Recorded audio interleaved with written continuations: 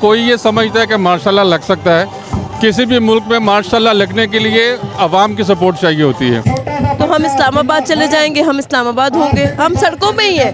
अब हम घर नहीं जाएंगे। वो तो जाहिर बात है लीडरशिप लेके चल रही है, हम तो हर चीज़ देख रहे हैं, हमें खतरा है कि कुछ ना कुछ ऐसा हो जाना है। हम उस खतरे के आगे दीवार बनेंगे। क्या ख्याल है इन केस मार्शल लॉ हो जाए, खुदा ना खासा कल या परसों कोई ऐसी रंगबाजी हो जाती है, पीटीआई के सारे वर्कर कहाँ होंगे? पीटीआई के सारे वर्कर सड़कों पे होंगे।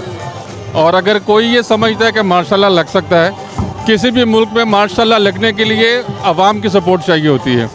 ये अवाम 75 साल से इसी खुमार में थी जो अब उतर गया। अब ये अवाम किसी सूरत भी मार्शल लॉ को बर्दाश्त नहीं करेगी। कोई भी ऐसा आइन शिकनी काम ये अवाम बर्दाश्त नहीं करेगी। हमें उस हद तक ना लेके जाया जाए कि हम कंट्रोल अपने हाथ में ले लें, और हम इस नहाई तक पहुंच चुके हैं। पिछले 11 माह से हम जो जुल्म और बर्बरियत बर्दाश्त करते जा रहे हैं ना, अब हम इस हद तक पहुंच गए हैं कि या आर या पार।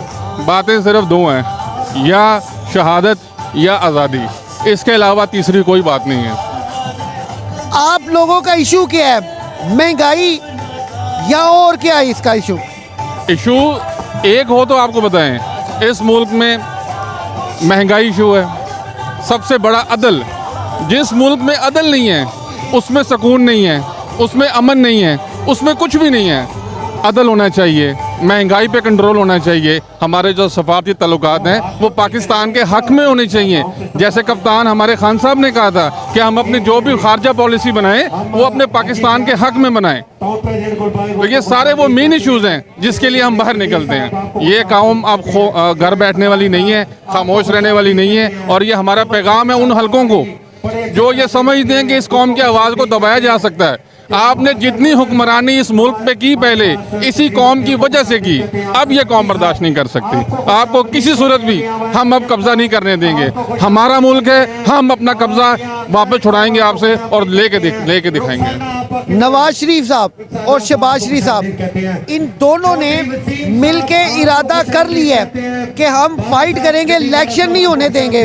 और ये चंद ही दिनों में, चंद दिन तो मैंने बहुत दूर की बात है, आज रात या कल तक ऐसी उन्होंने कोई चाल चलनी है जिससे इलेक्शन जो है वो सैबुटाश हो। तो हम इस्लामाबाद चले जाएंगे, हम इस्लामाबाद होंगे, हम सड़कों पे ही हैं। अब हम घर नहीं जाएंगे। एक चाल अल्लाह चलता है और एक चाल इंसान चलता है, और बेशक अल्लाह वल्लाहु खैरुल माकिरीन जी, और अल्लाह की चाल सब पर भारी होती है। ये 11 माह से चालें ही चल रहे हैं और अल्लाह के हुक्म से, उसके फजल से हर चाल इन पर उल्टी ही पड़ी है और आगे भी बढ़ेगी इंशाअल्लाह ताला। हम लेके रहेंगे आज़ादी, तेरा बाप भी देगा आज़ादी। पाकिस्तान जिंदाबाद। मरियम नवाज शरीफ के बारे में आप क्या कहते हैं? उनका तो नाम ही ना लेना। वो तो मुझे किसी सूरत वैसे ही पसंद नहीं है, क्योंकि झूठ झूठ झूठ इतना झूठ वो बोल चुकी हैं। मेरे ख्याल से अवाम तो अब उनको सुनना भी नहीं चाहती है, इसलिए हम उनकी बात ही नहीं करते। हम उन्हें कुछ समझते ही नहीं है तो हम उनकी बात भी नहीं करते। उनकी जिद है, पूरी पावर लगा दी है उन्होंने, पूरी गवर्नमेंट की ताकत लगा दी है इमरान खान को रेस्ट करवाने की, जो वो नहीं करवा सकी। अब वो और चाल एक ऐसी चल रही, देखें उन्होंने ठीक है, चाल अल्लाह की बेहतर होती है, लेकिन बावजूद इसके आप क्या समझती हैं? मैं ज़ाती तौर पे एक साफ़ी हूँ, मुझे खतरा लाहक है।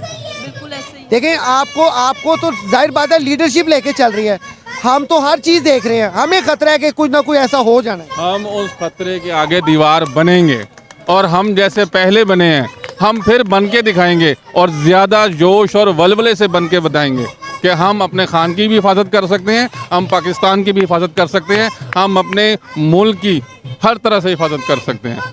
यह हमारी बका का मामला है, हमारे मुल्क का मामला है। चलें जी, अल्लाह ताला हमारे मुल्क की हिफाजत करे। बहुत शुक्रिया आपका, थैंक यू वेरी मच।